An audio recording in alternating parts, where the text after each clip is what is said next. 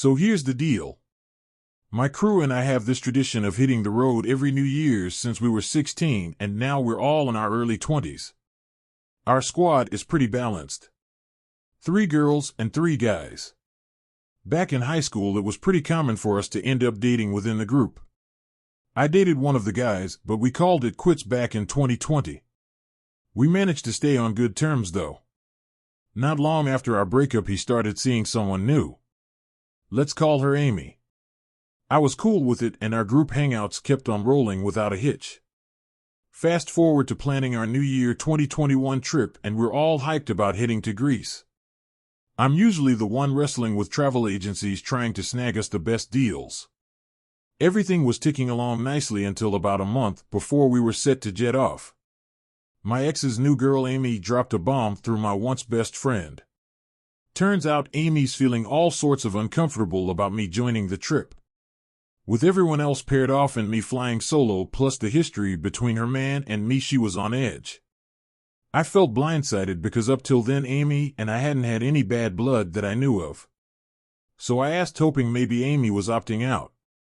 Nope, she was still all in just without me. That stung. But what hurt even more was when my friend sided with her, suggesting it'd be smoother for everyone if I bowed out to avoid any potential drama. So yeah, that's the gist. My own squad siding with the new girl, leaving me to miss out on our epic New Year's tradition, all because they wanted to keep the peace. So after all that drama with the trip and Amy making it clear she didn't want me there, I kind of pulled back from hanging out with my ex and her. Actually, I started drifting away from the whole crew not too long after that. Amy and my ex eventually called it quits, though I'm not really in the loop about why they broke up. And now here we are, another year rolling around, and I've got plans to head to Amsterdam with my roommate. When the old gang found out about my Amsterdam plans, they just assumed they'd be tagging along like old times. But I laid it down straight, this trip was just for me and my roommate, and if they were itching to travel, they'd have to make their own arrangements. Yeah, I guess it might come off as a bit spiteful considering it kind of mirrors what they did to me, but it felt like the right move at the moment.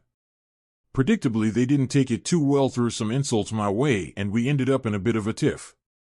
Now I'm sitting here second-guessing myself, wondering if I'm the one being petty here, ending a long-standing friendship over what boils down to a bunch of travel plans gone sour.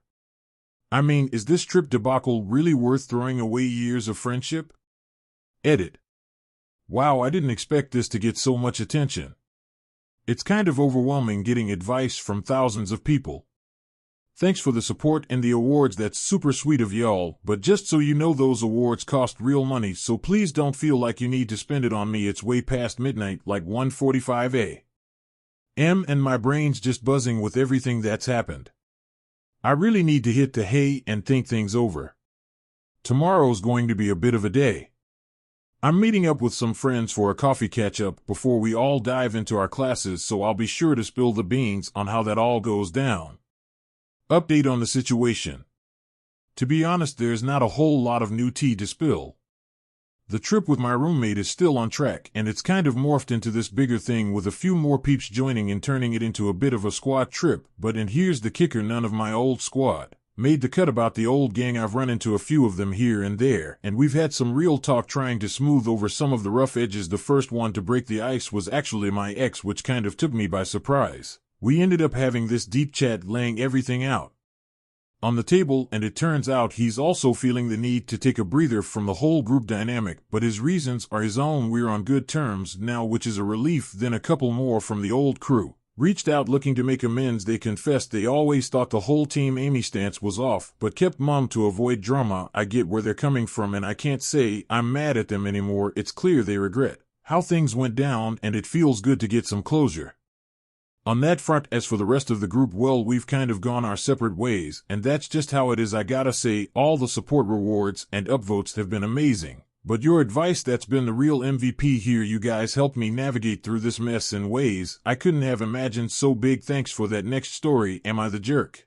for breaking up with my fiancé for not bringing me lunch? So I'm 25 and my fiancé Mark, who's 26, and I have been an item for a solid 2 years. We actually went to the same high school and had a bunch of mutual friends, but didn't start dating until well after we'd our graduation caps. Mark's in the military, now stationed in a different state. But despite the miles, we've managed to keep our relationship going strong thanks to lots of communication and the visits he makes back home for vacations and holidays. We also share a dog named Willie. Willie's our little fur baby, who lives with me full-time and gets to hang with Mark whenever he's back in town. Whenever Mark's home, he crashes at my place, but spends a good chunk of his day hanging out with his family while I'm grinding away at work since he leaves his own ride at the base. He often borrows my car for whatever he needs to do, including running errands and importantly picking me up for lunch. Mark's pretty awesome like that. He never skips a chance to have lunch together when he's in town, so Mark flew in 5 days back and I've been back to my usual work routine. He dropped me off in the morning, planning to use my car for the day to get some stuff done, including picking up some food for Willie since we just ran out that morning. Fast forward to the end of my day, I hop into the car, and the first thing on my mind is whether Mark grabbed the big bag Willie's food or the smaller one. He hesitates and then hits me with the fact that he totally spaced on picking up any dog food at all. Just to paint a picture here, I work these long 10-hour days, and the last time Willie got fed was way early in the morning, right before I started getting ready for work, which means it's been a good 11 to 12 hours since Willie's had anything to eat. I'm trying to wrap my head around what Mark's been up to all day. If he didn't manage to get the one thing we needed and all he can say is he spent the day with his brothers. I consider myself a pretty chill and understanding person when I found out Willie hadn't been fed for ages.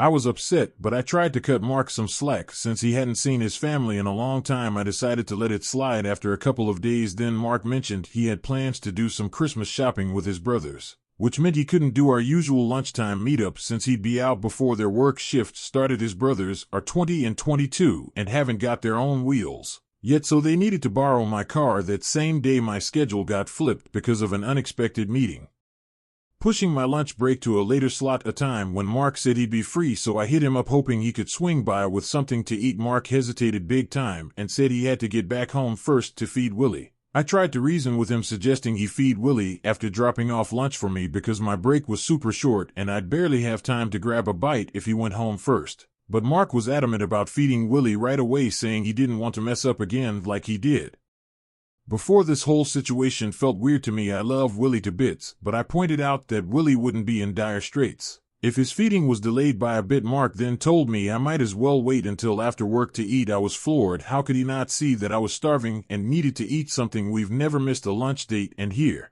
he was using my car and I hadn't eaten since dinner the night before because I'm not big on breakfast. I was really hungry and couldn't understand why getting me some food wasn't seen as important. Our conversation escalated and Mark ended up raising his voice, telling me I was making a big deal out of nothing, and then just hung up on me. I tried calling him back, but he wouldn't pick up. Eventually he texted saying he was heading home and we'd talk after I was done with work because he was too worn out from shopping. The whole thing just seemed so off to me, so I had this bag of chips sitting in my desk and I made a point not to touch it. I wanted Mark to hear my stomach rumbling when he picked me up, just to make a point about how hungry I was when he showed up at my office. I kept my cool and hopped into the car like nothing was wrong, but the moment we got home I laid it all out for him. I told him we were done and he needed to pack up his stuff and leave. He didn't take it well, calling me a crybaby and saying I was making a huge drama out of nothing. He even said I'd end up regretting breaking up with him. It got me wondering, was he right?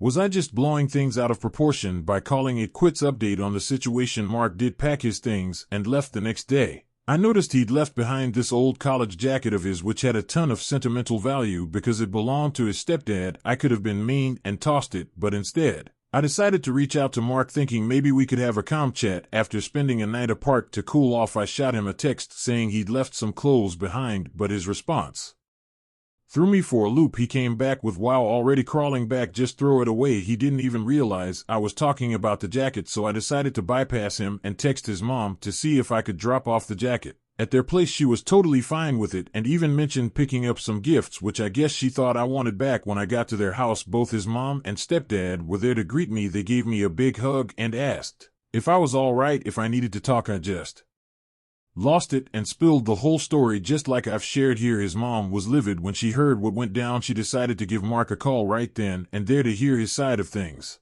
but didn't let on that I was there listening. And so when Mark picked up the phone, he tried to say that he couldn't bring me lunch because he was hanging out with his brothers Nick and Devin at the mall. He claimed he was their ride and couldn't just ditch them. Then he got super defensive, accusing me of getting mad at him for choosing his brothers over me, but I knew that wasn't right and got pretty upset. I ended up blurting out that's not true because I was so frustrated. To prove my point, I showed my mother-in-law the call history on my phone, which clearly showed the time I had called Mark, a time when both of his brothers were supposed to be at work, not hanging out at the mall. And guess what? My mother-in-law and father-in-law could vouch that it was indeed the time the brothers were supposed to be working. Even one of the brothers had posted a photo online hanging out with some coworkers right around the same time Mark was supposed to get me lunch. After hearing all this, Mark just hung up the phone, feeling really let down, but also kind of relieved to have the truth out there. I thanked my in-laws for all the good times and left my engagement ring with them. Mark didn't give up easily, though he kept calling and texting begging me to give him another chance to explain. After about an hour of nonstop notifications, I finally picked up and laid it out for him. He needed to come clean or we were done talking forever. That's when Mark dropped that he admitted he was seeing another woman right after he said that. I hung up and haven't responded to him since. I wrote this whole saga down as it happened, but to be honest, this all went down a couple of days ago. I just couldn't bring myself to post it right away. I was too upset, ended up crying myself to sleep, and have been trying to hold myself together ever since. Next story. So last night, a 23-year-old guy, was working at the dining table with my roommate who's also 23. We're both enrolled in the same class. While we were buried in our work, his girlfriend, who's 24, started whipping up some alcoholic drinks. She went ahead and placed these drinks on the table right behind my laptop, but I didn't see them because my laptop screen was blocking my view. However, the mug was in plain sight for everyone else in the room. For the next half hour, nobody gave me a heads up about how close my laptop was to the drinks. Then we got into comparing some work stuff, and while I was moving my laptop around, I accidentally knocked over the mug, drenching both my laptop and MacBook Pro that was also on the table. I jumped into action, trying to clean up the mess, not really knowing the best move. I prepped a bag of rice, thinking it might help dry out the laptops. I suggested turning off the laptops immediately and getting in touch with a repair shop, but they decided to stick the laptops in a room with a dehumidifier instead. We all called it a night after that. Later on, at around 11 p.m., I got a text saying the MacBook Pro was a goner. I know about water damage, so I had already warned them against trying to turn it on and suggested reaching out to professionals. Instead, we didn't chat when I got back that night, but the next morning my roommate, who I actually consider a pretty close friend, brought up that we needed to have a chat about chipping in for a replacement laptop. I was hesitant, but said we could talk more about it later. The next evening, after the whole laptop disaster, we all sat down to talk over dinner. Right off the bat, it felt like I was backed into a corner. They hit me with the demand that I cough up more than $1,000 so the girlfriend could get herself a brand new laptop. I asked if they'd even bothered checking with any repair shops, because I've seen some pretty impressive component level repairs on YouTube, but they were quick to dismiss that idea, insisting the laptop was beyond saving. I tried to discuss what the actual value of a 5-year-old laptop could be, especially considering its age, but she argued that since she had the battery replaced last year, the laptop was practically as good as new. It was clear I was losing this battle, facing a 2-against-1 situation. I left hoping a good night's sleep might cool things down, and they'd come around to the idea of at least getting a repair quote. I'm left wondering if I'm being unreasonable here. Is it really fair to expect me to foot the bill for a brand new laptop over an honest mistake update? After giving it some thought and weighing how much I value my relationship with my roommate, I decided it was worth another face-to-face discussion. Before she headed home for the week, I went into their room and laid out my view of what happened, asking if they saw things the same way. They agreed on the sequence of events, but weren't happy with me pointing out that the mug was placed too close to the laptop, or that it was out of my line of sight. I then proposed covering half of the repair cost, or offering $400, which was about half the cost of the same model I found online. She wasn't thrilled with this proposal. First off, she wasn't keen on the idea of waiting for a repair, so the girlfriend made it clear she couldn't wait for the laptop to get fixed because she needed it for school. I even offered her one of my old Surface laptops, which is great for taking notes, but she wasn't having it. Instead, she started talking about how much she originally paid for her laptop 5 years ago and showed me prices from some super expensive sellers that were way higher than anything I saw online. The thing is, the trade-in value of her old laptop isn't even $1.500, according to Apple. One tried to explain that offering to pay anything over $1.400 was me being super generous, but she wasn't seeing it my way. Then she dropped a bombshell on me. She threatened to take this whole thing to small claims court. At that point, I just had to get out of there, so I left and even called up my university's legal advice. lying to figure out where I stand with all this, but honestly what really got to me was how my roommate, who's supposed to be a good friend, just sat there and didn't say a word while his girlfriend threatened me with legal action. That was the real low point of the day for me. If anyone's got any advice on legal stuff or knows where I can get some help with this kind of situation, I'd really appreciate it. Last story, my wife Katie lost her fight with cancer in December 2018, leaving her family and me, a 32-year-old guy, heartbroken. We all knew her condition was terminal, but it was still a tough pill to swallow. Around the same time, we were taking care of Katie's 6-year-old niece because of some family issues. With Katie being ill, we needed extra help, so we hired a friend of a friend named Jason to be our nanny. Jason ended up staying with us for about 8 months, right up until Katie passed away. Even after Katie's niece went back to her mom, Jason would still drop by to check on me. We ended up becoming really close friends, and to my surprise, about a year later, we found ourselves falling for each other. It was something I never saw coming and wasn't quite ready to share with the world. We kept our relationship under wraps